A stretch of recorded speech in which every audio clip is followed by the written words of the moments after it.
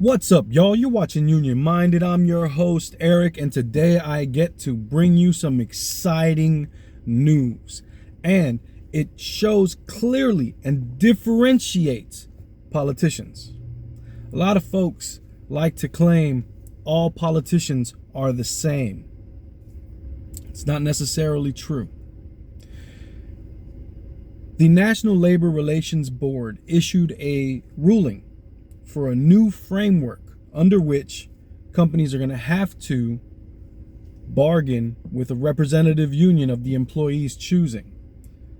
This decision was announced on Friday. Now, the NLRB was always meant to be the referee between companies and workers when there's a labor dispute, when workers want to unionize, when there's a labor issue. The NLRB was supposed to be the official.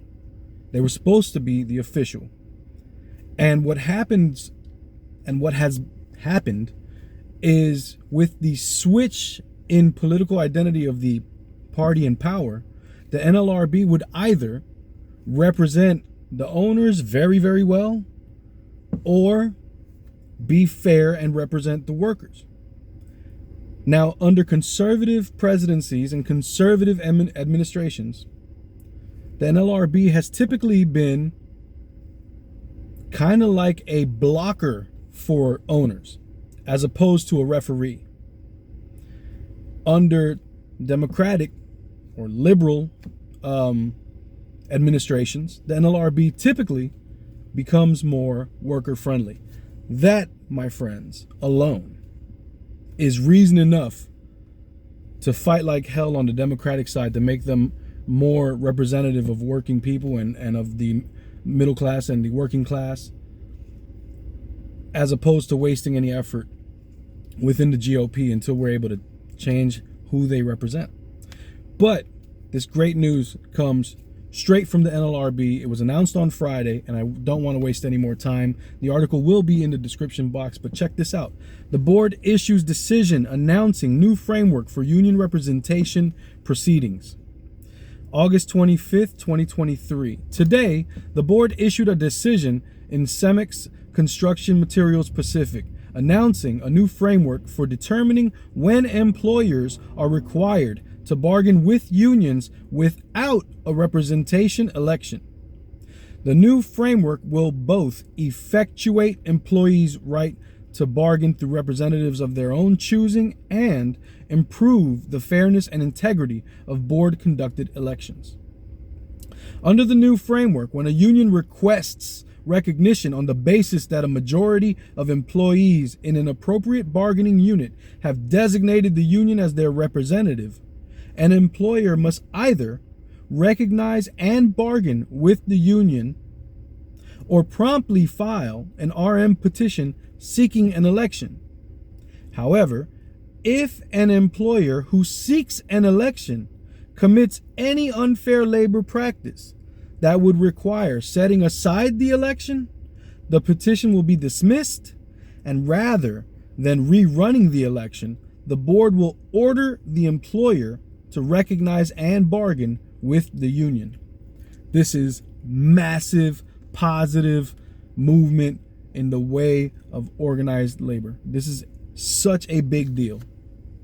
A lot of times, like what Starbucks has been doing, what Amazon has been doing, they'll file these petitions and then they'll do unfair labor practices. They'll fire organizers, they'll fire people, they'll hold captive meetings, all these little tricks that they do to try to undermine the election. Now, if they try that, they automatically get the union and they automatically have to deal with the union representation. That's the type of change you get under Democratic administrations. This is the type of decisions you will never see under Republican administrations, sad to say. A lot of them like to talk like they're all about working people and they're all about it. They're not. They're just selling you a bill of goods, hoping that you fall for the emotional racial division that they throw at you, as they're at the same time talking about the working class. I mean, just recently they hyped up Oliver Anthony and the Rich Men North of Richmond song as if it was their anthem, and turns out that song was about them, But let's continue. The board explained that the revised framework represents an effort to better effectuate employees' right to bargain through their chosen representative, while acknowledging that employers have the option to invoke the statutory provision allowing them to pursue a board election. When employers pursue this option, the new standard will promote a fair election environment by more effectively disincentivizing employers from committing unfair labor practices. The new CEMEX standard differs from the historical Joy Silk standard, which required an employer to bargain with a union unless it had a good faith doubt of the union's majority status. Today's decision, along with the board's recently issued final rule on representation, will strengthen the board's ability to provide workers across the country with a timely and fair process for seeking union representation, said Chairman Lauren McFerrin. The CEMEX decision reaffirms that elections are not the only appropriate path for seeking union representation, while also ensuring that when elections take place, they occur in a fair election environment. Under CEMEX, an employer is free to use the board's election procedure, but is never free to abuse it. It's as simple as that. In CEMEX, the board found that the employer engaged in more than 20 instances of objectionable or unlawful misconduct during the critical period between the filing of the election petition and the election. Accordingly, the board found that the employer was subject to a bargaining order under both the Supreme Court's decision in NLRB versus Gissel Packing Company and under the newly announced standard, applied retroactively in this case. Members Wilcox and Prouty joined Chairman McFerrin in issuing the decision. Member Kaplan joined the majority in part and dissented in part. And that is how the cookie crumbles. So this is big, big news for unions. I'm excited to see how this works out for the ALU, the Amazon Labor Union, Starbucks workers. I want to see how that works out for them, and anyone else who's organizing their workplace and trying to create a union at their workplace, because this decision here clears a path to make it easier. Will it last forever? No.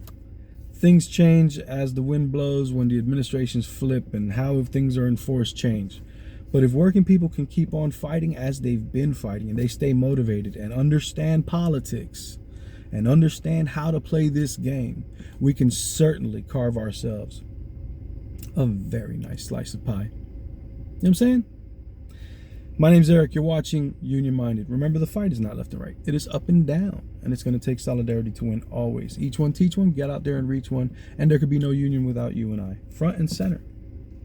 Peace.